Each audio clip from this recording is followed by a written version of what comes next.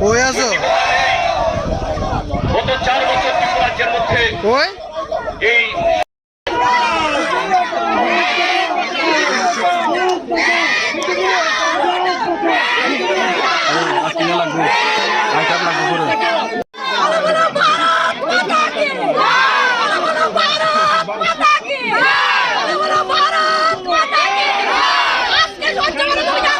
মোড়ছড়ারে এই তেলিয়ামোড়ারে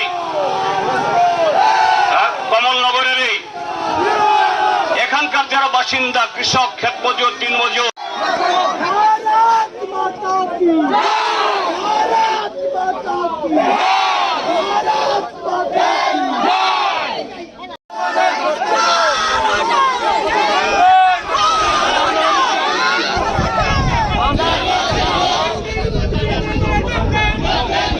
আমরা 27 কাইল্যানপুর প্রমোদনগর বিধানসভা কেন্দ্রের আপনারা জানেন রাজ্য সরকারের এই সামাজিক ন্যায় পাখি অনুষ্ঠান হিসেবে আমরা প্রায় 1 মাস ব্যাপী আমাদের কর্মসূচি আছে।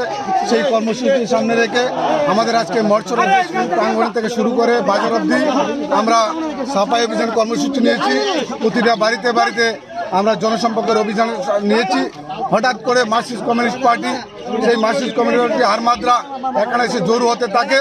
আমরা জানি না যে স্কুলে কি করে পারমিশন পেল সেই স্কুলে জমায়েত শুরু করতে থাকে।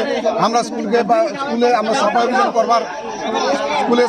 করবার সময় যাই আমরা তখন তারা জোর হতে থাকে। আমরা সেইকে সিপিএমের তার বিরুদ্ধে আমরা ধিক্কার প্রকাশ জানিয়েছি। এখানে স্যার তারা আছেন, এসডিপি তারা আছেন, তাদেরকে আমরা বলেছি তাদের কাছে যাতে সরিয়ে দেওয়া হয় এখান থেকে। কারণ আমাদের কর্মসূচি অনেকদিন আগে থেকে কর্মসূচি নেওয়া হয়েছে, সেই কর্মসূচিগুলি আমরা পালন করতে যেতে হবে।